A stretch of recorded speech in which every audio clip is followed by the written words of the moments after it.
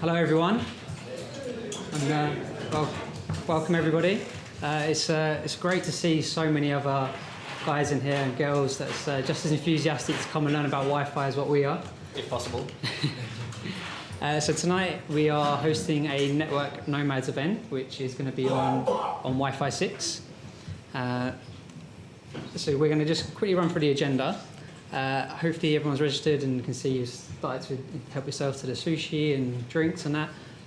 We are a little bit behind the schedule now. But what our plan for the evening is we're going to take you through, first of all, theory of Wi-Fi 6. And then once we get through the theory, we're going to be showing you some demonstrations with some nice spectrum analysis and wireless packet captures. And to try and keep us on time, we're going to take questions at the end. So if you guys have any questions, if you wouldn't mind waiting to the end, because we may not be able to get all of this nice juicy content to you in time otherwise. So who are we? The speakers tonight is obviously myself, Matt Starling, and Mac Daring. We are both wireless project engineers for Natilik. But some of you guys may know us from our podcast that we started at the beginning of this year, the Wi-Fi Ninjas. One thing I just wanted to make you guys aware of, this is being recorded, we've recorded a podcast, and there's a blog that's going to be going out, so don't feel like you need to take any notes, just sit back and relax. And we'll also share the slides as well. Yeah, if anyone would like a copy of the slides, just let us know after. I'll be happy to share with you guys. Okay. So what is Wi-Fi 6? Well, Wi-Fi 6 is the next generation of the 802.11 standard, 802.11ax, also now known as Wi-Fi 6. The Wi-Fi Alliance decided to come up with a new naming convention to make it easier for consumers to be able to understand the different levels of Wi-Fi that we're at. So what is the Wi-Fi Alliance going to promise to bring us with Wi-Fi 6? It's going to be improved efficiency, Increased capacity. improved power saving, And higher data rates. Before we get into Wi-Fi 6, we decided that we wanted to take you on a journey of the last 20 years of Wi-Fi and the evolution of Wi-Fi. So to start, what would have been Wi-Fi 1? It's 802.11b. This was released in 1999. Key things that we wanted to point out here, the fact that this is 2.4 gigahertz only, has a maximum theoretical data rate of 11 megabits.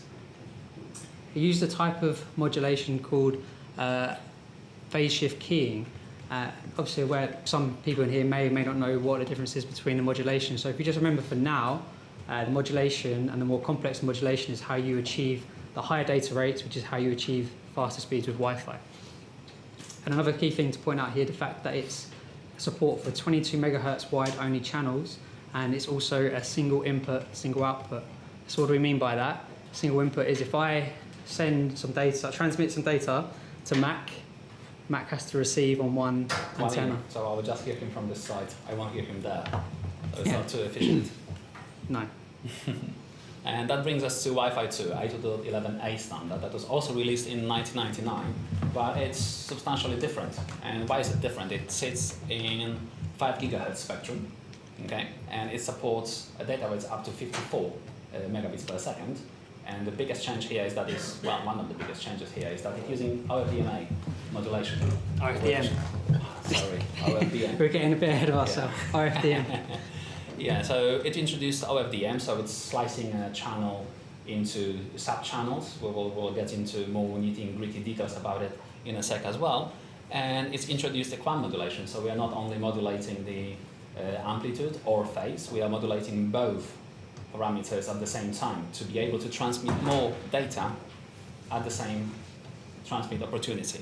And it uses 20 megahertz channels, so the channels are slightly wider, slightly narrower now in comparison to Wi-Fi 1, and it still uses single input, single output, so we still don't have a concept of multiple antennas on transmitting or receiving end. Okay, and Wi-Fi 3, 802.11g, which was released 4 years after Wi-Fi 2, it's pretty much the same stuff. The only difference is that it sits in 2.4 gigahertz band. Bye.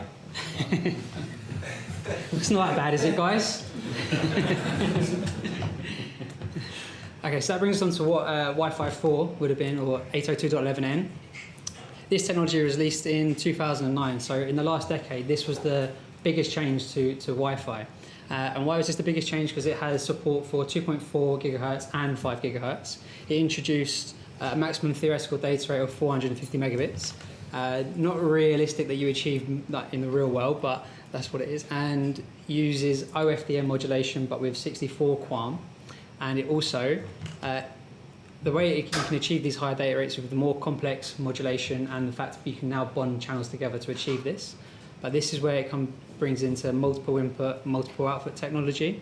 So I can now send and receive out of multiple, I can send out of multiple antennas, and Matt can receive on multiple receivers. Yeah, and that's probably the biggest change, because the concept of multiple antennas is a big one actually, because try to imagine, like, when you have just one ear and someone talks to you, can you pinpoint the location of the source of the voice? Probably not. But if you have two ears like we do, how do you react to a voice coming from somewhere which you want to locate? You just start turning your head, like thinking, oh, is it here, is it there? And then you think, it's spot on, it's there. How it works is like the sound comes to your ear with different time of arrival, and then your brain can work it out. It's like, oh, this is identical, it's coming from there. And we can pretty much do the same thing with Wi-Fi and multiple antennas at both ends, right? Yep. So we not only can improve the quality of a signal at receiving or transmitting end, but we can also transmit two conversations at the same time with each of the antenna, and then we can receive these two conversations at the receiving end and stitch it all together. What is a challenging thing? Try to imagine, like, Matt talks to me from his side, and I have another person talking from another side, and they are talking completely different things. And my brain, well, I'm not sure about your brains, but mine is not designed to really get like to two conversations and put them into one. But the access point 802.11n can really take these two conversations and make sense out of them and stitch them back together into one conversation, increasing throughput even further, which is quite cool, I think. Which brings us on to Wi-Fi 5, would have been 802.11ac. This was released in 2014 and worked in the 5 gigahertz spectrum only. So if you have any Wi-Fi 5 access points, you're getting Wi-Fi 5 on 5 gigahertz, but Wi-Fi 4 on the 2.4 gigahertz. And Wi-Fi 5 really was just Wi-Fi 4 but revved up a little bit, where you can get faster speeds by more complex modulation, and we can bond the channels together even more now to achieve these faster data rates. And it's also simplifying Wi-Fi 4 quite massively. Like, we used to have 3 PPDU different types, like to support legacy devices, or to support just new devices, or to support legacy and new devices. It was quite a lot of complications there, which led to the point where manufacturers, vendors, they didn't want to complicate the lives too much, so they were just sticking to one PPDU format, which was translated into AC later on, Wi-Fi 5, and it's been simplified to just having one PPDU format. I won't dive too deep into what it means. It's just how the header is constructed for all the devices to be able to use the Wi-Fi network, both old and new. And also a couple of different MIMO optimizations, like transmit beamforming. We had a couple of different variations of it, which led to it not being implemented at all in N. And now we just have one standard that specifies how to do it, and everyone has to follow just one thing about how to implement transmit beamforming into Wi-Fi 5. And then wave 2 of Wi-Fi 5 introduced multi-user MIMO in the downlink direction only. And then what we mean by downlink is coming from the access point towards the client. Towards the clients, we shall say, but we'll dive into MIMO deeper in a few minutes. Which brings us to Wi-Fi 6 or 802.11ax. And that's where you all get excited. I hope. So this technology is being released in 2019, but it's quite key to point out at the moment that the standard has not yet been ratified by the Wi-Fi Alliance, so we're still in draft version of the standard. And the features that this is going to bring to us, the key points that we're going to highlight at a high level now and dive in a little bit deeper on the next slide. But this has support for 2.4 gigahertz and 5 gigahertz. It has a maximum theoretical data rate of 4.8 gigabits. Yeah, we'll dive into that as well. Yeah. 9.6, but that would have to be on the, well, yeah, okay, I will explain that in a second. But what the biggest new feature of Wi-Fi 6 is the new modulation that it's bringing us, which is OFDMA. And then we can achieve the fastest speeds with 1024 QAM, and it brings us the same level of channels that you can bond together, and then multi-user MIMO in the uplink and downlink direction. So not only just from the access point towards the client, but back from the client towards the access point. Yeah, and we have to be careful with marketed speeds, because 9.6 gigabits per second is achievable theoretically, but we will have to be serving clients on 2 radios at the same time, and it would have to be 160 megahertz bonded channels with full special streams, MCS 11 rates, which would involve QAM 1024 modulation, and it's also possible to achieve it with 80 megahertz, but we would have to support 8 special streams. How many 8 special streams devices have you seen lately in the field? Probably not too many, right? So normally, how many special streams does your iPhone have? Do you know? No one have an iPhone? 2. But 2, is it a built-in feature that it has to physical special streams support? But how many does it use in a everyday life? It just uses in most cases 1 with iOS 12. Our big laptops, they have 2 special streams, and bigger ones and newer ones like MacBooks, they can use 3, and that's it. So it's really theoretically achievable in a lab environment, but in the real world, we wouldn't use 160 megahertz channels, we wouldn't use 8 special streams, we would use 20 megahertz channels, or maximum 40 in most cases, with 2 special streams and an MCS of probably like 9 or maybe 10, sometimes 11 will be quite difficult to achieve in everyday's world. Okay? Okay. So now we're going to just take a little bit of a deeper dive into what's new and improved in Wi-Fi 6. The main thing that we really want to feature on is OFDMA, and we say this is the secret sauce because this is really how we're going to be achieving the increased efficiency in wireless. So if we just take a step back, how Wi-Fi works currently, at any given time when a device sends on a wireless channel, it has to use the full 20 mega. If example, we're using a 20 megahertz wide channel now, it has to use that full 20 megahertz channel to either send or receive. And what OFDMA is going to bring us is the ability to now carve up that 20 megahertz channel to be able to serve multiple clients at the same time. Yeah, and we are using something called very professionally baby channels here. So OFDM was slicing a 20 megahertz channel into 64 subcarriers, right? And we could use the subcarriers to transmit data at the same time, which increased efficiency in how we used a single channel, okay? And now we have a new concept that uses 4 times as many channels as in comparison to OFDM. So we on OFDM-A, we can use even more subcarriers. We have 256 now, and we will use the subcarriers, tones, to build small pieces of a channel called resource units. And the biggest change here is that we can have up to 9 resource units, all serving different clients at any given time. There are some caveats with OFDMA, so it doesn't solve our entire half-duplex issue with Wi-Fi networks. It solves some part of it.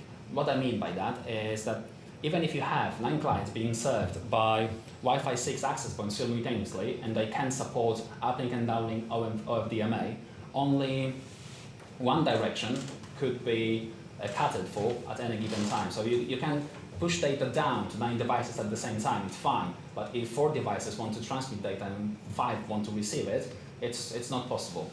So it works in just one direction. But it's still a massive gain in the efficiency, because 9 clients, it's quite a lot, and it really will work, and it's a mandatory thing to support by specified in the standard. And also try to imagine a scenario where you have maybe not 9 but 2 clients, and one client is a voice client and it wants to just send every 20 milliseconds a frame out there to the wall and receive a frame. It's quite chatty, but it doesn't require a lot of bandwidth, does it? Right? So voice client would probably be happy with having 1/9 of the channel. So we will use the smallest available resource unit consisting of 26 tones. And then you have another device that is streaming 8K video. Probably it would make sense to give some more opportunity for this device and more throughput to transfer more data at the same time. So it would be assigned maybe half of the channel, like 10 megahertz, with 106 resource units instead of 26. So it would have more throughput to use. I don't want to go too deep into that, but if you have any questions about how OFDMA works at a deeper level, I'm super happy to answer that after we're done. Okay, so what do we think? What do we foresee as being another great feature of Wi-Fi 6 is going to be target wait time. What we mean by target wait time is the ability for a client and access point to negotiate having a baby nap. So, say if I am a wireless device and I want to say to Mac, hey Mac, I want to he's the access point in this scenario. I say to Mac, hey Mac, I want to go to sleep for 45 minutes and then wake up and send and receive my data. So we should really say that you are not an access point. Well, you are not a client and I am an access point. You are my kid and I am your mom. Okay. And then let's not sure I can really picture that, but yeah, go on. Let's try to imagine that I'm Matt's mom. Okay. So he wants to sleep for 45 minutes, but I have different plans. So what if I want to go shopping in 30 minutes? Okay, so what would happen is Matt will cry, oh mom, I want to go to sleep for 45 minutes. I will say, no, you are waking up in 30 minutes because we have to go. And he can propose his schedule about, I want to wake up every 45 minutes, but the last say is up to his mom, me, access point. So I will accept his suggestion and I will just, make note of it and do what I feel is best. But what about if there's more than one Matt, or if there's another Matt, okay. Or if I've got brothers and sisters in this scenario? Okay, so that depends of how long they want to sleep. But even if they want to sleep for longer, I might or might not accept it. And the only difference is that I will have to keep track of every device sleeping patterns to know where they will go back, where they will be awakened to receive the data that I have for them. So if Matt wants to go to sleep for 30 minutes and Matt too, his brother, wants to go to sleep for 60 minutes, I can say, you actually have 15 minutes and your brother has 23 minutes. And then I'll have to keep track of that. So it adds some complexity, but ultimately it will be a massive improvement in terms of battery power because the devices, they don't have to wake up, every couple of beacons to check if there is a flag in the frame showing that there is some data for those devices to be transmitted. The access point wouldn't even put this flag there if it didn't know that this device won't wake up. If it knows that it will wake up in 45 minutes, it will try to reach this device in 45 minutes saying, oh, Mr. Device, I have some data for you now. It adds quite a lot of efficiency, especially in the battery space. So looking forward to that. And the question is, are we going to see improvements in battery life or are we going to see small devices? I don't know yet, but time will show. Okay, so the next feature that we wanted to highlight here is BSS coloring. And we actually find the name of this a little bit misleading because it's not actually a color. What is it? So it's just a number that it will assign itself. But what BSS coloring is coming in to do is to try and mitigate co-channel interference. So it's a technology a little bit similar if you guys are aware of Cisco RX SOP, where effectively if you tune that, you can tell it to put earmuffs on an access point to ignore signal levels after a certain level. BSS coloring is on the similar sort of page to that, really, with the fact that it's not the same technology. They're both trying to achieve the same, really. Yeah. So they want to mitigate CCI, cross-channel interference. So they want to make sure that the devices operating at the same channel connected to different access points, that they don't have to contend for the same airtime. Pretty much. Yeah, so BSS coloring, it does a little better job than RxSOP, because RxSOP, that was ultimately just telling the access point, Mr. Access Point, ignore everything below this certain threshold, ignore everything below neg 76 dBs. And then the access point, even if it sees a different access point on the same channel operating at neg 76 dBs, it will still transmit its data, thinking, oh, okay, I have an error SOP, I don't even see this access point, I will transmit like the medium was free. But that only solves half of the problem, right? Because what if you have 2 access points, and then you have 50 clients connected to one, and 50 clients connected to the other one? The access points, they see each other with neg 76, so they think, oh, there is no overlapping, I will go crazy and I will start, serving my clients. But then the clients start talking back to the access point, and they can see each other. So access point is free to tell the devices, to speak to its own devices, but the devices, they were still content for the airtime to talk back to the access point. So that was our XSOP. And with BSS coloring, it changes quite substantially, because now every BSS will carry a number that's called a BSS color, and we can have multiple stations connected to different access points operating on the same channel, being quite far away from each other because they cannot be like too close still. But if they are operating on the same channel and they are quite far away, and normally clients and access points would contend for the airtime to be able to have access to the shared medium, they will be able to receive and transmit at the same time by just ignoring packets with different BSS color, with different BSS number inside. And both OFDMA and BSS coloring, that's what will make a massive difference altogether with the efficiency. So we could have multiple access points on multiple channels, not contending for the same airtime, and each access point could have up to 9 clients downloading or receiving data at the same time from its own BSS. Okay? So the next feature we want to highlight is the fact for uplink and downlink multi-user MIMO, but we just want to be real world about this. The support for uplink multi-user MIMO isn't there yet, and it's not going to be required for what we foresee as the next few years. But to try and describe multi-user MIMO inside of multi-user OFDMA, is everyone familiar with the film Inception, where it's like a dream inside of a dream? This is kind of what multi-user MIMO and multi-user OFDMA is here. Yeah, so what we can have, theoretically, try to imagine having a couple of access points, and the access points, they have quite a lot of clients connected to them from all sides of the access point. So the access point is in the middle of the office, we have 2 offices with a thin wall between them, and the clients are everywhere. So we could slice the spectrum physically into different zones. So that's where multi-user MIMO comes into play. It uses multiple antennas to steer signal towards a certain direction where it knows that the clients are. So if you had a client around the access point, it could, say, I have some clients here, some clients there, some clients there. And it will be able to steer the data towards those clients and understand the conversations back from those clients to the point where it would be able to serve those clients simultaneously in its different physical areas. And on top of it, in every physical area, you can have OFDMA, so you could share the frequency to serve up to 9 clients at the same time in uplink or downlink. So it's like really nesting a multi-user technology into multi-user technology. It can be quite difficult to grasp at the beginning, the difference between multi-user MIMO and multi-user OFDMA. Let's just have on the back of your minds that multi-user MIMO is something physical that's using multiple antennas to steer the signal towards a certain direction. So the clients it serves, they can understand it and talk back. And OFDMA, it doesn't matter where the client is, it can slice the spectrum and just use this baby channels, resource units to serve multiple clients at the same time. But it's quite limiting, I think. So marketing probably would love to tell us that multi-user MIMO is all you need in both downlink and uplink, but really try to imagine what needs to be achieved for multi-user MIMO to work. First of all, you have to have devices associated to the access point in question in different physical location. So if you have all the devices to one side of the access point, it cannot work. It can only work in either downlink or uplink at the same time.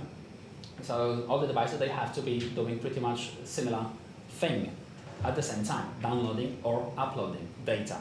And not only that, also the duration of the frames must be similar.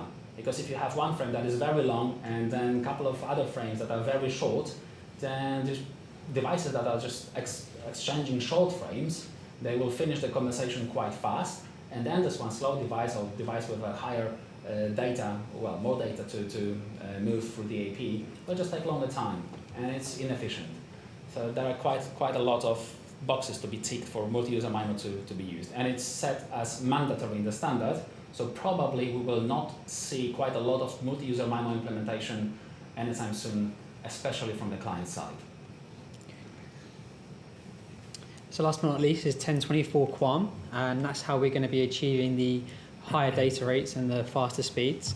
And you will need to have a higher SNR to be able to achieve this, but we will talk about in our test, when we get to our demonstration, about the testing we did with regards to 1024 QAM, but there's a bit of a myth at the moment that you need to be pretty much on top of the access point to be able to achieve that. So we'll be able to talk about that in a little bit more detail soon. But yeah, so that was kind of a bit of a deeper dive into So you mentioned that 1024 QAM will give us more throughput, and yeah, that's pretty much the only feature that will give us more throughput, like as per client base. People, they might think that OFDM as a technology, it uses null subcarriers in the middle of a channel, at the beginning of a channel, in the end of a channel, just to be able to synchronize the communication between the access point and the client better.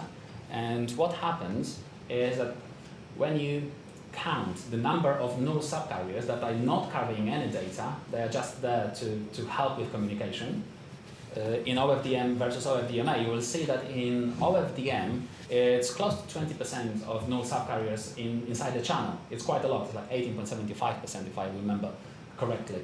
Then in OFDMA, you have more null subcarriers, but when you compare that to 256 tones available inside the channel, the percentage of subcarriers that don't carry any data is lower. It's less than 10% actually. So theoretically, we might think that just the fact that we are using OFDMA versus OFDM might give us more throughput, but in the real world it's not true, because we are offsetting this gain with a with guard intervals that are pretty much 4 times longer than in OFDM. So the gain in less number of null carriers we are offsetting with longer guard interval times. So it's pretty much the same. When you look at the MCS table and take a look at the OFDMA versus OFDM, at the same MCS rate, they have exactly the same data rates. So yeah, that's it. So 1024 QAM is the only modulation gain here. Okay. So Wi-Fi 6 access points, there are some out there, and we're just going to cover off the ones that have been released by Cisco and Meraki and what they are. So Cisco have released 3 different flavors of the Wi-Fi 6 access point. The first one being the Catalyst 9115. And then the second one being the Catalyst 9117, and the third 9120. So we kind of have an entry-level access point with a mid-level access point, and then the 9120 that'll be coming up very soon is kind of the higher-end access point. The key things that we'll point out here and then come back to is the fact that the difference between Wi-Fi 6 certifiable and compatible, and the fact that the 9115 has 4x4 radios on the 2.4 and 5 gigahertz. The 9117 has 4x4 on the 2.4 radios and 8x8 on the 5 gigahertz radios. And the 9120 has 4x4 on both the 2.4 and the 5. Now, Meraki have released 2 Wi-Fi 6 access points, the MR45 and the MR55. And the MR45 currently has 4x4 radios, and the MR55 has 8x8 radios. So it is a bit confusing when we was reading the terminology around what is the difference between Wi-Fi 6 certifiable and Wi-Fi 6 compatible. So we reached out to Cisco and asked them, what is the difference? You don't need to have to read everything on the back, but just in case you wanted to, we'll just explain the difference between certifiable and compatible. Like we said earlier, this, at the moment, Wi-Fi 6 is in draft mode, so the vendors are taking a leap of faith trying to interpret what they believe is going to be required to be certifiable in the standard, which you have to thank the vendors for taking this risk, because if they didn't, we would just be in a circle of either the vendor not doing it or the client device is not doing it. It's brave by them. So with the Wi-Fi 6 certifiable access points, they're confident that with software updates, they'll be able to support all Wi-Fi 6 features required by the Alliance to be supported to make it certifiable.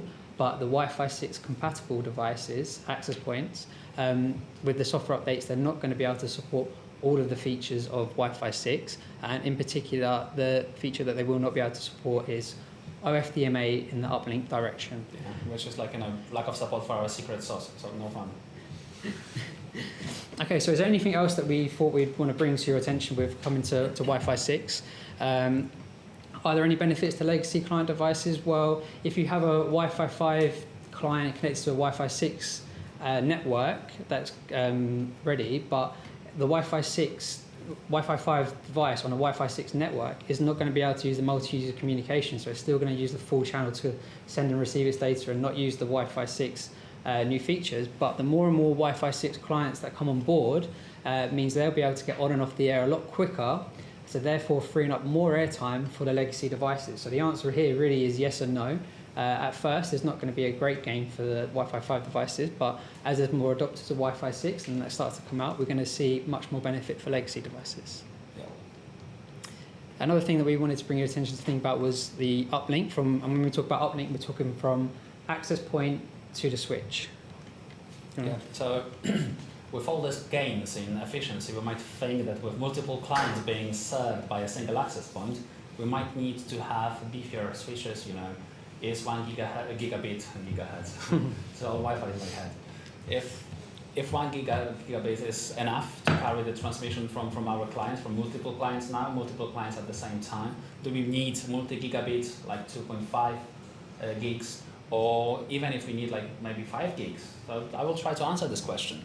Try to think in a standard real-world example where you use like 20 megahertz channels, let's say, or even 40, and when you have a single client, what's the throughput that you can put through this channel? If OFDMA or not, if it's OFDM, then Wi-Fi 5, it will give us a maximum throughput on 20 megahertz channel with clients that we have today. 2 spatial streams, support for MCS 8 rates, QAM 256 modulation, short-cut interval. The top we can have is 170 megs. Through, that's a data rate, 173 point something.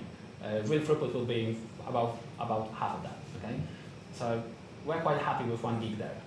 What if we had the same 20 megahertz channel and we had 9 clients on it using OFDMA and MIMO, like even more clients?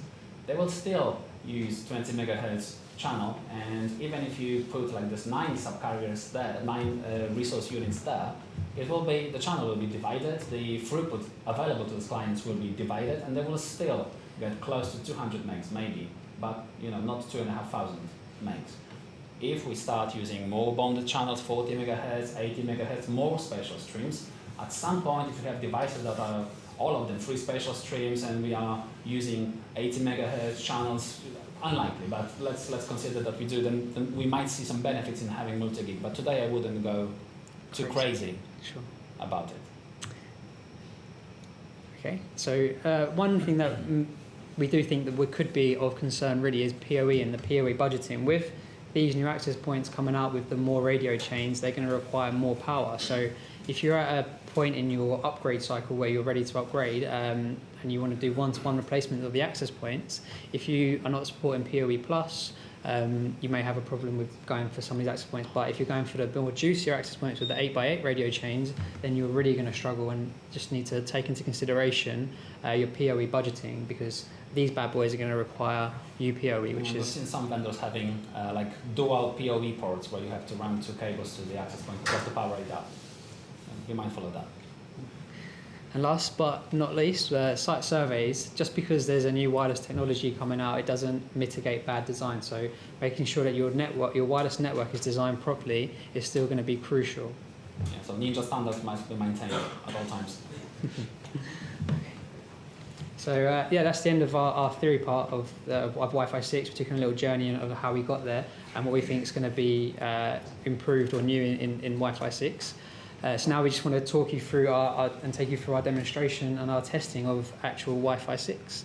Yeah, so boring part is over now, so we can all wake up and just look at the interesting stuff now. So what did we have for testing? We had, so thank you to Cisco, they gave us a Catalyst 9115. I wish they borrowed that. Okay, yeah, they were letting us borrow a Catalyst 9115 access point, and then we bought a couple of Wi-Fi 6 phones, which are the Samsung Galaxy S10es.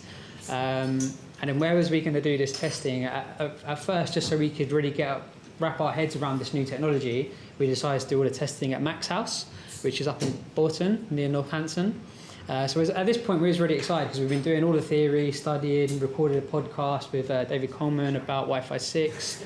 And yeah, so we was really looking forward to getting our teeth into Wi-Fi 6. So we have both our sidekicks there ready to do some protocol analysis and some spectrum analysis. What our plan is to upgrade Mac's production home network, because my wife wasn't too happy about it. But yeah, so he's got a ROS WLC 3504, and what we did, we downloaded the latest publicly available software for the support for the Wi-Fi 6 access points, which is 8.9, and we installed that code on your controller. So here we can just see that we've installed 8.9 on the WLC, and then we begin to make sure that and start configuring all of the Wi-Fi 6 features to make sure everything's turned on. So what we're showing you on this screen is that 11AX mode is turned on, and we've got support for all of the MCS features for the spatial streams, and that's all turned on.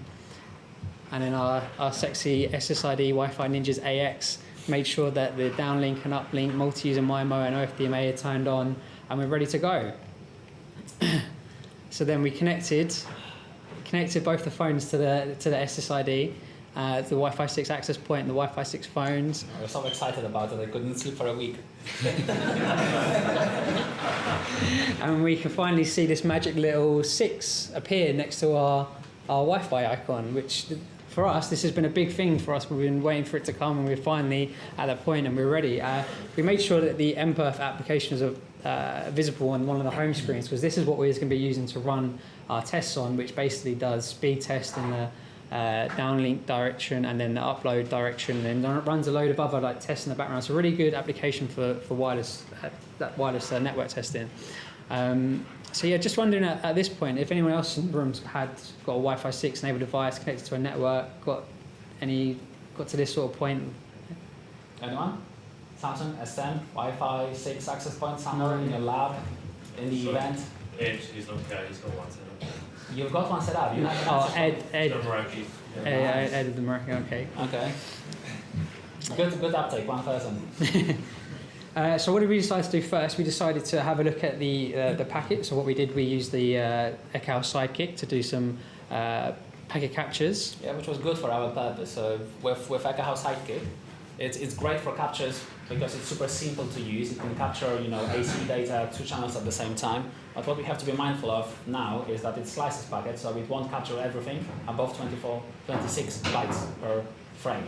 So it's great for capabilities, for beacons and all the management and control traffic, but we won't see any juicy data, or we won't see any DHCP or DNS or ICMP or even authentication frames. They will be sliced to the point where it will be difficult for us to troubleshoot real issues. But it's great for lab purposes. So what we're looking at here is in the Wireshark trace file. And in particular, we're looking at the HE Mac capabilities here, and HE stands for high efficiency, which is the Wi-Fi 6 technology. So just what we've highlighted some boxes in red here that are the Wi-Fi 6 features that we would be expecting to see some of them turned on, or some of them maybe turned on, some of them maybe not turned on. But at the moment, when we look at the TWT, if you remember, which is the target wait time, which is going to be bringing the devices the better battery life, that currently is not supported up on the requester, and the broadcast TWT is currently not supported, and yeah, and the OIN control is not supported also, which means that the client practically can exclude itself from the OFDMA uplink playing the game with other clients. It will just want to contend for the airtime as the legacy clients would. so it's not supported. OFDMA random allocation support is also not supported. So normally, the access point allocates the resource units, the baby channels, to the client. But what if the client wanted to allocate the resource units to itself? So that's the feature which would allow it, but it's not supported. Okay, and then it's more about the stuff that we've already discussed before in control, not disabled in RX support. So let's not spend too much time there. Okay, and then so what we're looking at here is the physical capabilities of the HE, which is the high efficiency technology. And what we're seeing here is that currently cannot support doing 160 megahertz wide channels in the 5 gigahertz band or 80 plus 80, and cannot support 242 tone RUs in 2.4 or 5 gigahertz. And 242 tones equals to 20 megahertz. So that's the maximum number of tones inside the biggest available resource unit in 20 megahertz channel. And then the next thing we wasn't expecting to see uplink multi-use MIMO. We know that's not the technology that's coming at any time soon, so that was okay not to see that. But then downlink multi-user MIMO is currently not supported either. And then if we take a look at the next part, the transmit and receive 1024 QAM is not supported in 242 tone resource units yet currently. Yeah, so it tells us that a new modulation scheme, 1024 QAM, is not supported inside the 242 tone RUs, which is 20 megahertz. So it only tells us that in OFDMA, across entire channel, if you take entire channel, 20 megahertz, new modulation scheme is not supported. And then we can clearly see here that at the moment this is the IEEE standard 802.AX/D3, and that means that we're in version 3.0 of the draft. And then the final feature here really is that BSS color disabled true, so therefore that means that BSS coloring is currently not enabled on this access point. Yeah, and the draft 3.0 is really quite a hot thing to have, because not all the AX enabled access points they support draft 3.0, and let's say Samsung S10, it does support draft 3.0, and the header fields sizes they've changed between the draft 2.0 and 3.0. So if you had a 2.0 capable AX draft access point and 2.0 client, it was good. But if you still have AX access point that relies on draft 2.0 and a 3.0 capable client, then they probably won't be able to connect at the AX. They will go back to Wi-Fi 5. And then finally, for this last packet capture file on the 9115 AP on 8.9 RS code, is we can see that there is support for transmit and receive MCS map for 0 to 11. So that means that the more complex modulation coding schemes are currently supported. Mm-hmm. So what do we take a look at next? We take a look at the probe request from the Samsung S10 Wi-Fi 6 device. We take a look at the probe request because if we're looking at the association request or response from the client to the access point, sometimes what the client can do, if it knows what an access point does support, it may mimic or change its capability slightly to match that of the network that it's connecting to. So this is giving us a true picture of what it can support. And the feature here, just to point out that the Samsung phone does now support currently, is target wait time. So that currently is supported, but all of the other features that we spoke about previously not supported on the Wi-Fi 6 Cisco 9115 access point is not currently supported here. And it is not currently supported, same features in the physical capabilities for the larger channels and for the uplink and downlink multi-user MIMO, and the same for the 1024 QAM. And we see here that it does support MCS rates of 0 to 11, but for 2 spatial streams because it's a 2 spatial stream device. Yeah. Okay, so this is what we want to show you guys is this is capturing the spectrum from a Wi-Fi 5 Max Xiaomi. Amazing phone. Yes. Better than iPhone. Well, yeah, we wanted to compare apples to apples, but it was like an Android to Android because this is a very similar device to what the Samsung S10 is.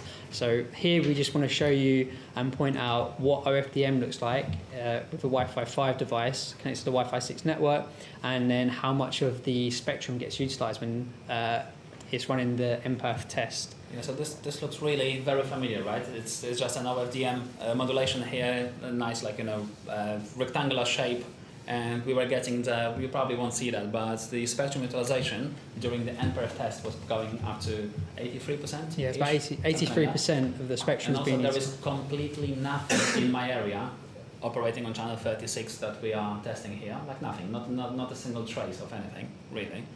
And we were testing one device at a time associated with the access point, so there is completely nothing in the background. It's really comparing apple to apple here, but on Android. Okay, so next now we move on to the Samsung S10, which is the Wi-Fi 6 device connected to the Wi-Fi 6 network. And we're ready to capture the spectrum, so I'll just play you the video quickly. And what we can quite clearly see here is a very similar sort of pattern to what we were seeing previously with the Wi-Fi 5 device. If anything, it's pretty much identical. The only thing that really it didn't utilize as much of the spectrum. So here it got to around 70%, whereas on the Wi-Fi 5 device it hit about 80-something percent. Mm-hmm. So what we was looking for here really was looking for some resource, being able to clearly see some more resource units, being able to see the channel being subdivided, but we wasn't really seeing that. So that left us a little bit confused really, because we had this Wi-Fi 6 enabled network, had the Wi-Fi 6 devices, we have the Wi-Fi 6 logo. So what we did next, we was, yeah, like I said, we was a bit confused, and we was thinking... I wanted to cry really at this moment, because... Because we're thinking to ourselves, is this Wi-Fi 6 or is this just Wi-Fi 5? Because we're not seeing any of the features really supported, we're not seeing anything different in the spectrum, and we're just thinking, oh man, like, what is this? So we didn't have these access points, but someone we know shared some packet capture files of other vendor access points, which was AeroHive/Extreme. Now, what do we call them? We're not sure with their recent takeover, but we have the decodes of Beacon Frame from AeroHive AP630, which is a Wi-Fi 6 access point. And we just want to just quickly bring to your attention that the same features here that on the Wi-Fi 6 Cisco access point is currently not supported either. And then on the physical capability, same features not yet supported for the wider channels or for the uplink or downlink multi-user MIMO. No support for the 1024 QAM, and that this access point is using draft 3 of the standard as well. But just to bring your attention to the one feature that is currently enabled on this access point is here says BSS color disabled false, therefore meaning that BSS color is currently enabled on the AeroHive/Extreme access point. It has the support for the higher MCS rates, so therefore on the transmit and receive we can see here so pretty much the exact same as the Cisco access point.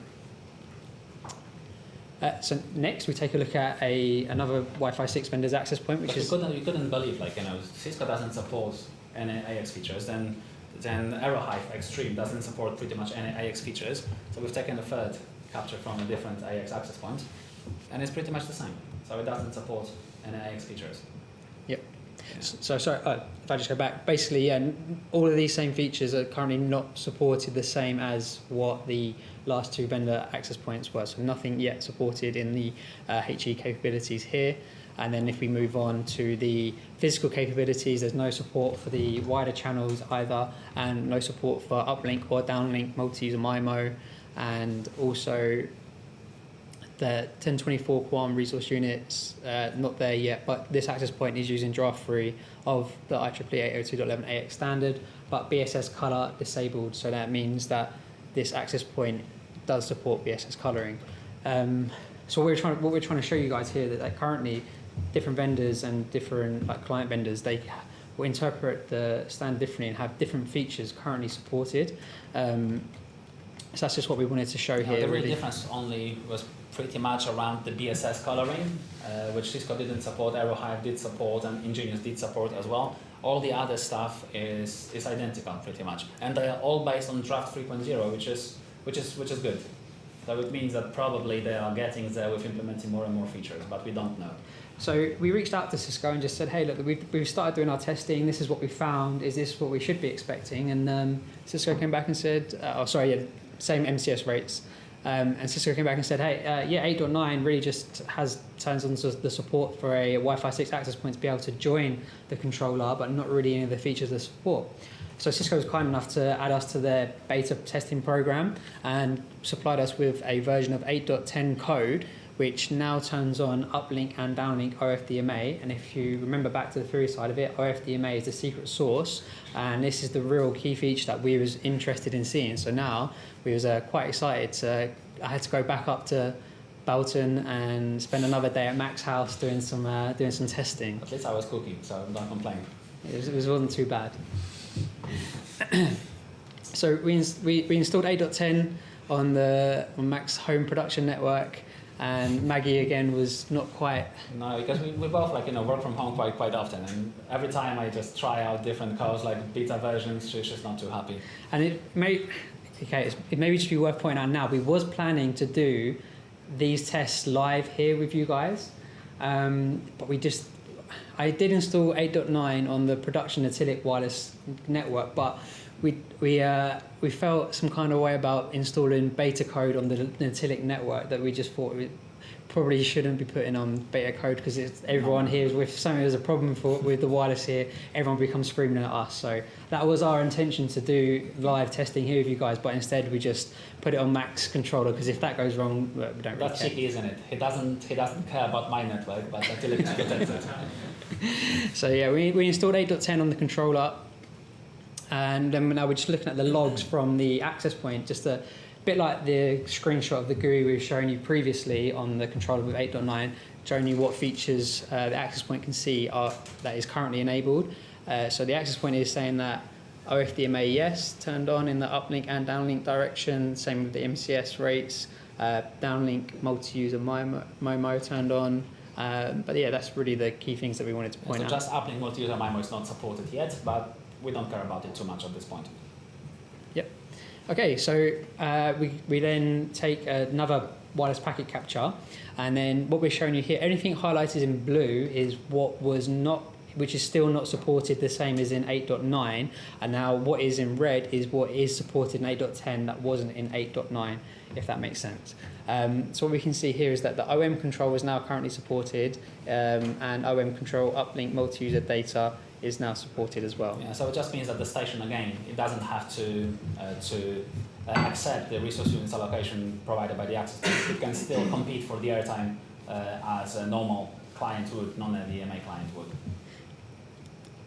And then we take a look at the physical capabilities, and the wider channels are still not supported, and the 242 tone resource units in the 2.4 and 5 GHz band still not supported. Uplink multi-user MIMO is not supported, but we knew that wasn't going to be supported. Downlink multi-user MIMO not supported, but here we now see that transmit and receive 1024 QAM 242 tone are now supported. So that set our expectations quite high, actually, because now we should be able to support OFDMA plus higher modulation scheme inside OFDMA.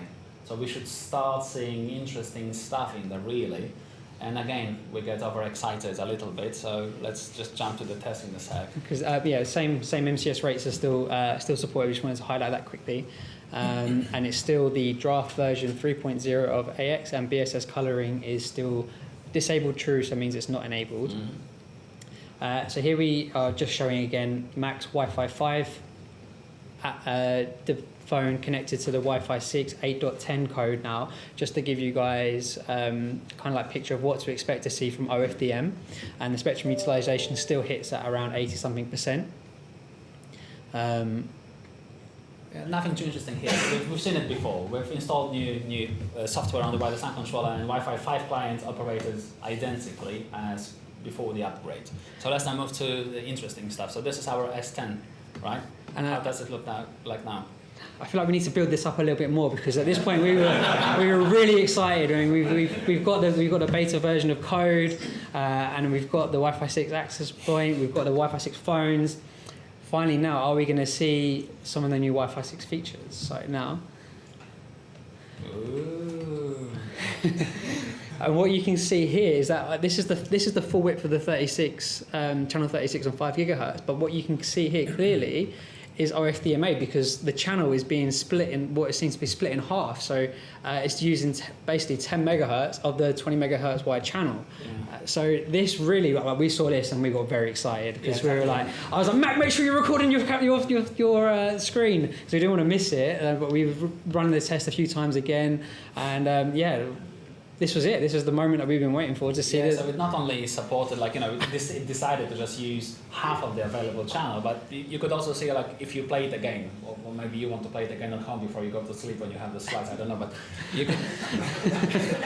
We'll show you again. But yeah, we can just... You can see, like, a trace. It's like, it's 9 resource units up there, and yeah, come on, show up. Yeah, there we go. Sometimes you can see like a ghost of the areas allocated there, which is quite hot.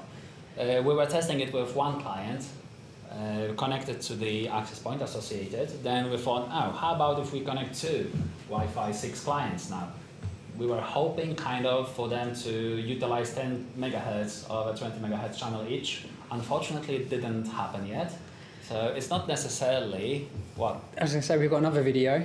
Oh, yeah, okay. This is we captured basic testing again, but I think this is quite cool. I don't know about you guys, but we can see in this, even though it's using the full, looks like it's using the full 20 megahertz wide channel, you can quite clearly see the dark red, which means you can see the resource units being utilized, and we're seeing OFDMA, which is the first time. I don't know anyone else that's really got these access points and the device and this version of code to see this, because this is the first time that we've seen it, and we've not seen any. And we like to think we keep up to date with what's going on in the Wi-Fi world on Twitter and stuff. We've not seen anything like this, quite like this yet, and to see it for ourselves after first initially testing on 8.9 and not seeing anything, and then putting on a new version of code for the supported features and actually finally seeing it, this was a big deal for us, and we think it's going to be a massive deal for... Yeah, so we are all blessed that we can take a look at it now. I mean, this is what we were most excited about showing you guys today, is the fact that, yeah, just with some more features being turned on, we can finally see the Wi-Fi 6 features and how we're going to achieve the higher efficiency. Yeah, and hopefully, like, we can clearly see that Cisco access points, they can do it today. But how about the clients? What I hope to see with the next update from Samsung is that one device takes half of a channel, the other device takes another half of a channel, and they work together with Cisco AP to utilize the channel more efficiently at the same time. That would be amazing. So we didn't see that yet. The only real improvement that we've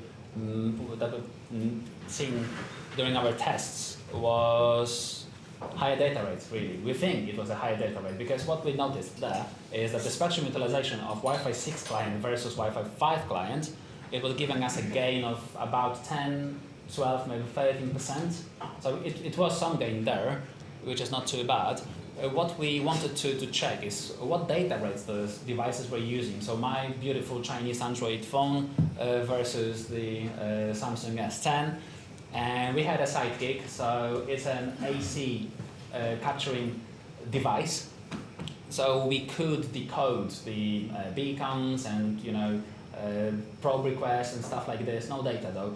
So with Xiaomi, it was quite easy because we just picked at any data packet, and as you can see here, we have MCS index 8, which is the maximum available MCS index for Wi-Fi 5 client, with 2 spatial streams and a data rate of 173.3 megabits that is achievable with short gap interval. So this is as quick as the Wi-Fi 5 can go over 20 megahertz channel.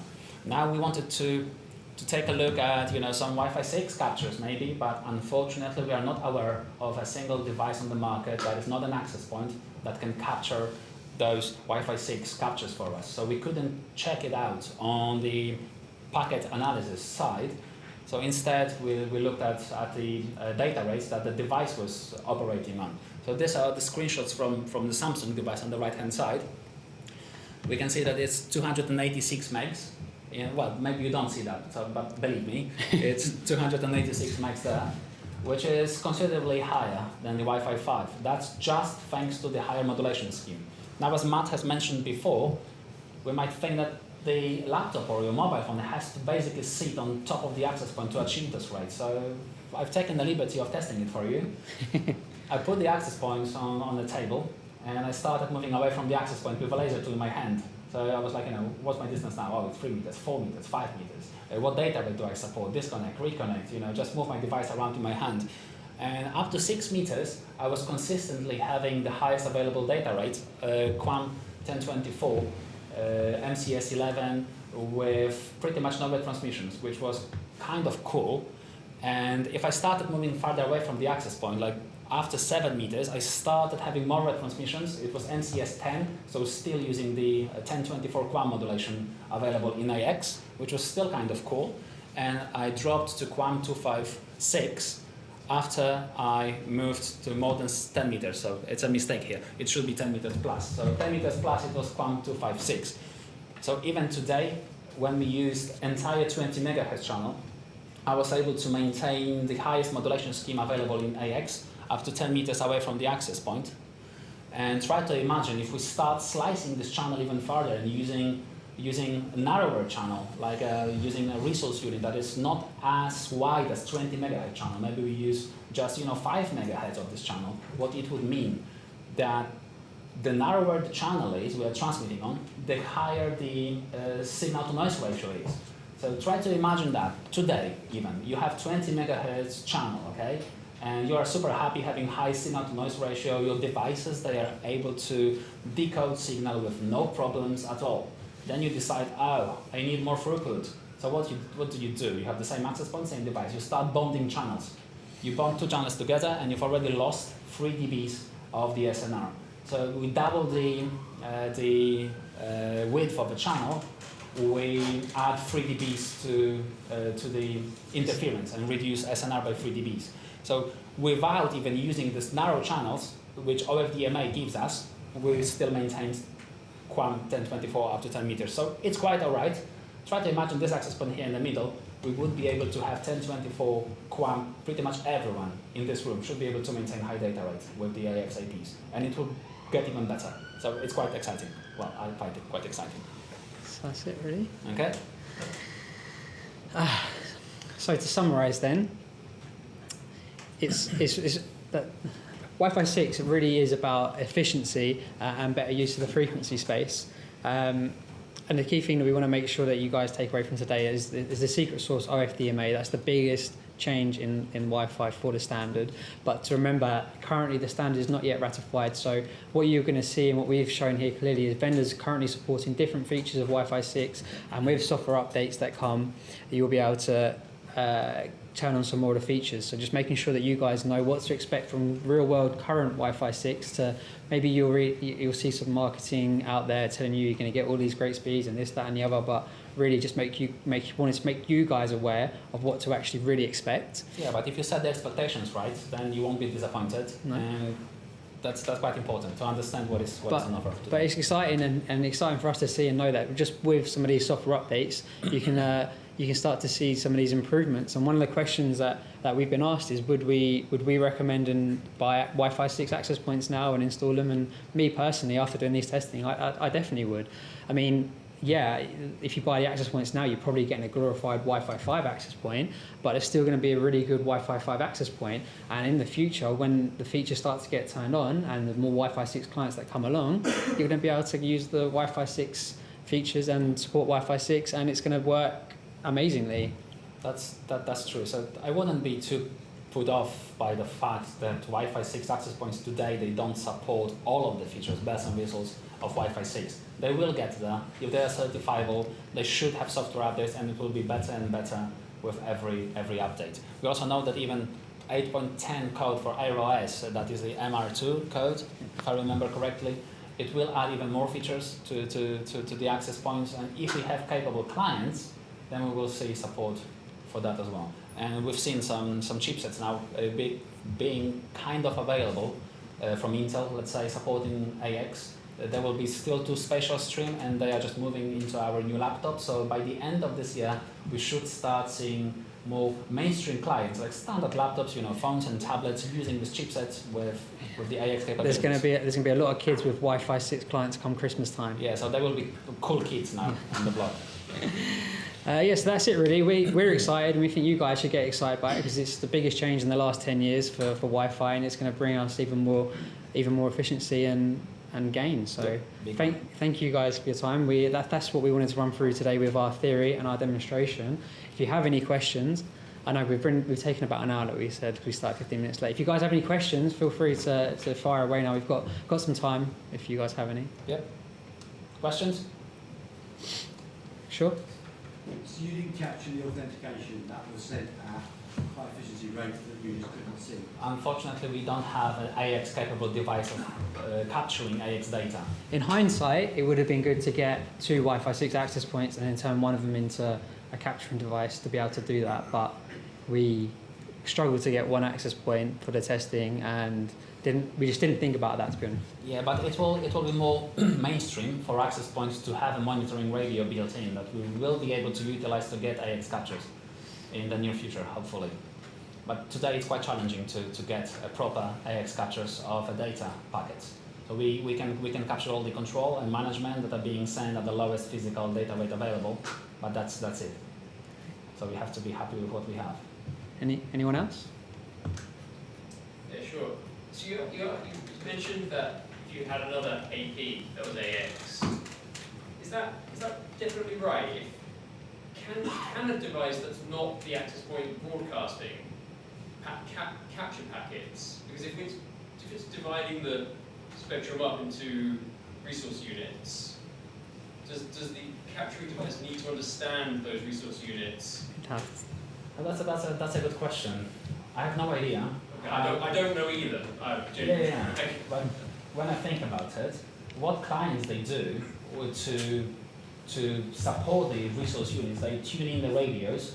Like, access points tells them in a trigger frame, Mr. Client, you will support just the first 5 megahertz of this channel. And the client will just tune its radio to just, listen to this 5 megahertz of this channel. But our capturing device, I believe, would be capturing on entire channel, and therefore, I believe, not tested, because don't have anything to test with. It probably should capture entire channel data on it. But it remains to be seen. It will be quite cool to record some more podcasts and do some blogs about it. We may, and again, I don't know for sure, but we may face the scenario where you can only do packet capture from the AP in that area. That's possible. I wouldn't rule that out. Yeah. Okay. So we will have to wait and see really how it's implemented in packet capturing devices. Because if access point can do it, then I'm sure that if we had the right equipment, it would be possible to do it from the other equipment as well. But probably the easiest would be to capture from the access point. But the question is, are we always happy to capture the data from the perspective of the access point? Sometimes we'll probably want to capture it from the client's location. What happens then? Do we have to connect the access point and put it on the desk close to the device? What if you want to move around? I don't know, maybe doing some roaming tests. That's quite difficult with access point connected to the POV battery or to the POV switch. So yeah, I'm looking forward to seeing some AX capturing devices that would allow us to capture some more juicy, interesting data. Yes? Is it likely that there will be Wi-Fi 7? Wi-Fi 7? Oh, that's it. Well, definitely we'll have Wi-Fi 7, but it will be very difficult to say when. Because Wi-Fi 6 is quite future-proofed, and looking at Wi-Fi 5, how many years was it in use? It was used since 2012 and ratified in 2014. So it was around, it still is around, and it's kicking strong for 7 years, and it will not disappear anytime soon. It's only fair to assume that the 7 to 10 years is like a good baseline to expect a new Wi-Fi standard. So by buying Wi-Fi 6 today, we are probably quite well future-proof. What was your question, Andrew? I was just going to keep on with the packet capture stuff and say you need to capture a trigger frame then either. Did you get a trigger frame? Probably not. I don't think you will be able to capture trigger frame. Well, I'm not sure about it 100%. Well, is trigger frame's got to address multiple clients Yes. that may be at different distances from the AP. Yeah. I'm wondering if that will come out at a OFDM rate so that everyone get it. Yeah, exactly. So that's another You didn't interesting thing to see see. one, No. But we will share the captures with you if you want us, but we don't have a look at yourself as well. But you would like to see what? Wi-Fi 5 captures of Wi-Fi 6 devices? Or you're asking purely about Well, Wi-Fi if you 6? show up there where you could see the RTS come out and then the CTS and give you your data within there somewhere, I'd love to look ahead of that RTS. What was, was the AP saying, right, this is your window, this is your band? Okay, we can take a look at it at any point. So we have those captures. So yeah, it's available for us to look at. Brilliant. And we can even send it to you. Is there anyone else for any other Yes, questions? go on. Yeah, mate, just a quick question of migration from where they are now in PLE, typically Yeah. going to 11 access points, going to AC. Within the slide there, you said take PO into consideration. Yes. We had recently in Cisco where they were showing us the 9120. Mm-hmm. We started buying them Okay. because they're super understanding POE. So I don't know how they made that happen. Yeah, but 9120, it 4x4. doesn't. Yeah, it's 4x4, so it doesn't try to add more radio chains to the equation. So I'm not sure about the commercials, and about the real features about the access point when it's released. But I don't think it will be using more than 30 watts, what your switches are probably capable of today. It doesn't look like that. Well, it's making decisions on the switch environment now. Yeah, but does your switch support 802.3 AT, 30 watts PoE? Does it support it? It's supposed to. Yeah, it probably will be fine with 9120. However, it will be probably wise to double check. Yeah, I was just trying to look on a data sheet when we got to it. I wanted to ask the question. Yeah, we don't know, unfortunately. Power right down from where they were at with the 2800, which 2800 went on right. Yeah, we can follow it up with Cisco if you want. Yeah, what I think happens is that's not all. Maybe not all of the radio chains will get turned on. From what I believe, that's. Yeah, but that depends on the implementation. Yeah. Like with XOR radios, right? With Wi-Fi 5 access points, if we underpowered them, they would register, but they would not enable any radio chains. Nothing, not at all. They wouldn't transmit anything. So I'm not sure about Wi-Fi 6. We haven't seen this beefier 9120 access points yet. They're still not available for us to test. But we definitely will when we have a chance. Sales point that they were making to us. Sorry? I hope they're working okay. If you reduce the power, you reduce the radio change, you can still take advantage of those DNA. It depends on how access point is built. I won't probably have answer to this question, unfortunately. But we'll look into it and we'll come back to you. And there may even be someone here from Cisco that we can speak to double check at some point. It's something that as soon as the bosses saw that actually they're going to replace the access layer switches from 10 years ago now, let's just start putting these PoE, standard PoE APs out there to see how long they work. I would be quite surprised Okay. if you would be forced to change your new wish switching architecture to support new Wi-Fi 6 access points. They are targeted at early adopters, right? And probably it wouldn't be too reasonable to use like 60 watts. It would be quite difficult sell, wouldn't it? But I don't know. It's just my assumptions. We will definitely check. I'm quite intrigued now to check. Yeah, it is. Yeah. Okay. Yeah, sure. You know when you were using just one client and it took up 10 megahertz Yep. of the channel, do you have any information about what the decision process is about the allocation of number of resource units? Is it based on number of clients? The traffic demands of the client?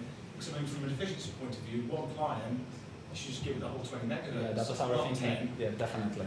So we had. Do you have any more information on that? Unfortunately not. So we tried to, we looked at it really in details. We also had a chat with Peter Mackenzie because we were lucky enough to attend his CWAP training recently. And we were sitting quite excited looking at the captures together and we couldn't figure out why. So it probably didn't come from the AP. I don't know. It looked like it's possible, maybe, that the device has decided to just use the OFDM uplink random allocation to just use 10 megahertz of a channel as it thought it will be probably achievable for it to receive, to transmit with 1024 QAM, but that's just an assumption again, so we won't have answer to that until we can capture everything. In a completely greenfield AX deployment of 5 gigahertz, where you've got no noise or anything like that, would you still recommend running 20 megahertz channels, or would you just go? That depends on that depends on the requirements of the deployment. So if it's extremely high density, that will be different. If it's just for voice, that will be different. If it's for high density, it will also be different. So normally we are using in most enterprises, like out there in London, we would probably stick to 20 to 40 megahertz. We wouldn't go higher than that. But it really depends on the use case, requirements, success criteria, applications used, number of clients per person, how many clients do we envision being connected to the network, is the capacity area the same throughout entire building, do we have some high density, ultra high density rooms that host town hall meetings, this kind of stuff. So it will all affect the channel allocation and width. But in most cases, 20 megahertz it makes most sense today, at least. If we don't require extremely high throughput. We don't want to eat into too much more of your beer time, so maybe if we have one more question, if anyone has one, and then we'll let you guys just crack on with getting onto the beers. Yeah, sure. Just thinking about what you mentioned at the end about should we recommend people to buy, customers to buy AX APs or not? Yep. So what happens if you introduce AC client to the AX clients in the same AP? Okay. So if an AC Wi-Fi 5 client connects to a Wi-Fi 6 enabled and the features that are supported, it's not going to be able to utilize any of the new Wi-Fi 6 features. But the more Wi-Fi 6 clients that come on board and can support these features, that will mean that they'll be able to use the frequency space a lot more efficiently. Therefore, they'll be able to get on and off the network a lot quicker, and that will then mean that your Wi-Fi 5 AC clients will have more airtime to use because the Wi-Fi 6 clients are being more efficient. So it's going to take a while for the more clients to come on board, but definitely I think worth getting the Wi-Fi 6 access point, because there's some clients out there now and there's going to be more clients coming, but you always have this problem in Wi-Fi networks that you can't really control the legacy devices that come in, and for the next few years you're probably still going to be getting these older devices. So to answer your question, the Wi-Fi 5 client will not be able to use the benefits of Wi-Fi 6, but they will feel the benefits of Wi-Fi 6 the more Wi-Fi 6 clients come on board. And just adding to that, both Wi-Fi 5 and Wi-Fi 6 clients can happily coexist. So in our capture for Wi-Fi 6 client, we wanted to capture S10 captures, right? And all we were able to see was clear to send, request to send. So that's all that my sidekick understood, because it's Wi-Fi 5 client. But if it has legacy clients in the network, all the clear to send, request to send, all the control traffic is being sent at the low data rates, just for this reason, to allow for support for legacy clients. So they know that some clients will be talking for 20 microseconds on the network, and then they will consider the medium busy and they will not transmit, even though they don't understand what is being transmitted there. So that they are quite happily coexisting. We will have a massive gain in efficiency in the future if we manage to get rid of the legacy support for legacy clients.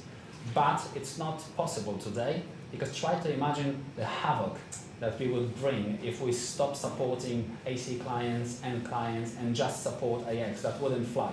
So we are really hoping to put all AX clients in the future, maybe that would be awesome, in a 6 gigabit space without the legacy support. Because today, taking a look at like N or AC network, about 50% of the airtime in the standard deployment with not too many access points, medium density, 20 megahertz channels, free SSIDs, standard data rates allowed, like 6 megs or something. 50% of the airtime is being taken by beacons, probe requests, probe responses, clear to send, request to send, AX, block AX. It takes a lot of time in the air, and then the rest, is being reserved for the data, the real data, and we have to cater for that. So all devices can live together with new ones. Well, thank you guys for letting us ramble on for Wi-Fi for the last hour and 15 minutes. It's been a pleasure. I hope you guys have enjoyed it too, and we'll let you guys get on with drinking the beers. Yeah, thank you.